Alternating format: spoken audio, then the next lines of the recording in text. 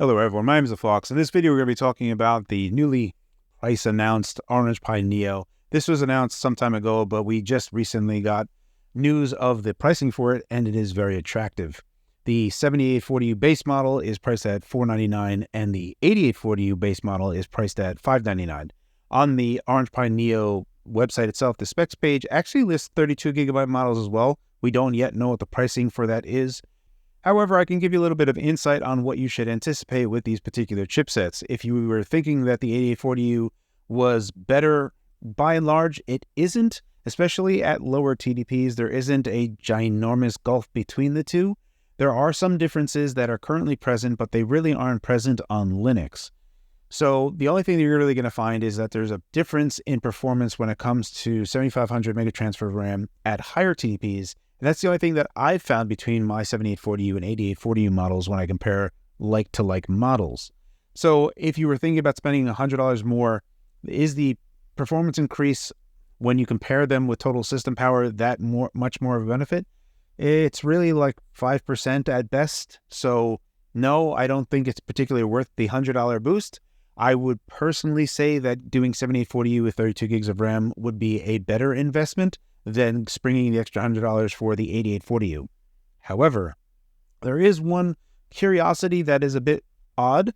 If you had planned on running Windows on this, and we have a bit more that we can talk about in this particular video to give you a little bit more context for being able to use Windows on this device.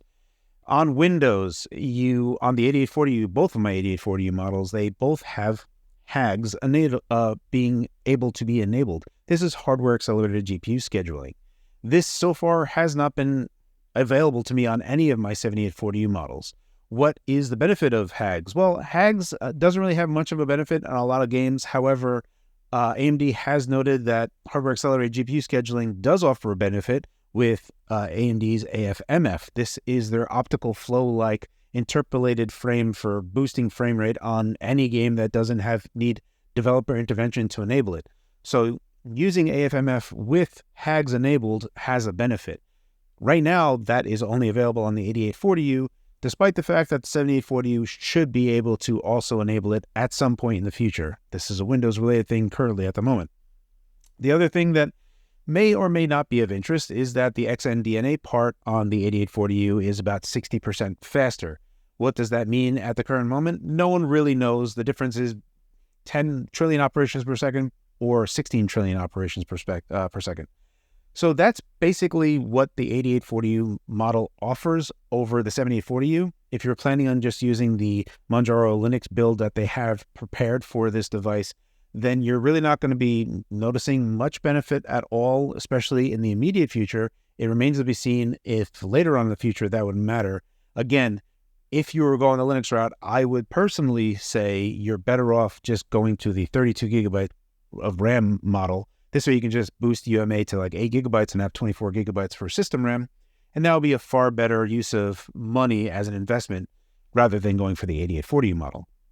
With that out of the way, we can talk about some things that have been shown on Twitter. So I'm going to bring you to this one Twitter page where we look at Furkan Kradami's Twitter page, and we'll be looking at some of the videos that he has released, basically just using the device. So we can see the RGBs are on, and this is something that is still currently in development or something that they note that is still currently being worked on.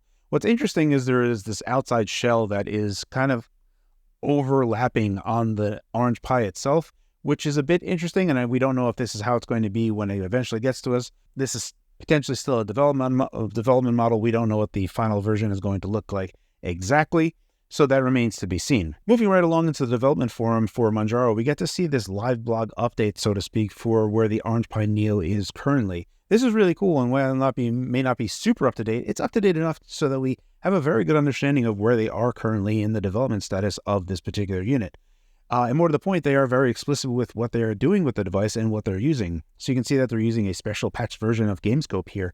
And GameScope is something that I've called the secret sauce for the Steam Deck a long time ago, and it just continues to get better and better as time goes on. There's another tool here called Handy GCCS. This is a tool that is actually made by the lead developer from Manjaro himself. So it's cool to see that this is filtering back into this handheld-only Linux distribution itself, which is cool to see. Going right along, they're also using Open Gamepad UI. This is actually using Godot, and it will also be a way that you can manipulate TDP in-game and out of game. So that's if you want to have TDP controls, which will likely have Ryzen Adjust in the background to be doing it.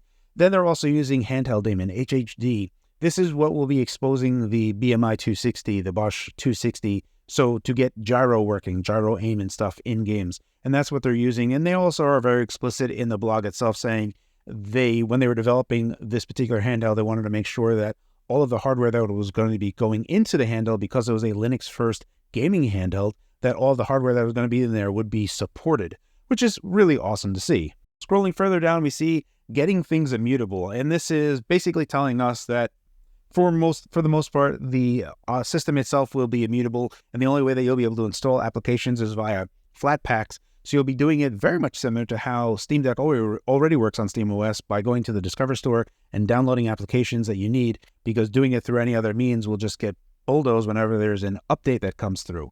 So that is pretty much what we see from the development side of things. Further along, what I've been able to find out behind the scenes is that the touchpads operate as a mouse. So ostensibly they are touchpads as far as I can gather. It'll remain to be seen what is going to go on there, how that would translate over to Windows, if they would just be touchpad in Windows, and with other utilities like HHD or the Open Gamepad UI or any of the other utilities that they have, that they'll be able to translate those touchpads into controls similar to how the Steam Deck's touchpads already work. Now, how the Steam Deck works is completely different, because those controls are something that Valve has developed, and there's things like lizard mode, so that if the gamepad isn't detected, it'll fall back into a lizard mode. That's not how this is at all. So don't anticipate that. So there's going to be a lot of development to get those touchpads to work how you would anticipate them. So I'm sure there's a lot of development there, and that's going to be a work in progress. It'll be interesting to see how that turns around.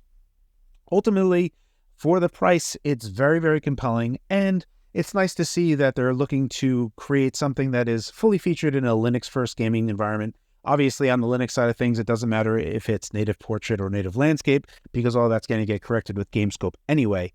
I have not been able to find out if it is a native portrait or native landscape display just yet. If it is, that is another reason why you really wouldn't want to install Windows on it at all. That's another reason why you wouldn't want to install Windows on it, and you'd rather just lean on the Manjaro OS. I was almost going to say SteamOS. It's not SteamOS. It is a Manjaro OS handheld first operating system. Overall, Orange Pi is being very competitive with the pricing, so hopefully all of the surrounding components that make up the whole of the device are as good as they can be, especially when competing with the Steam Deck. I hope this video was informative. As always, guys, thank you for your time, and thanks for watching.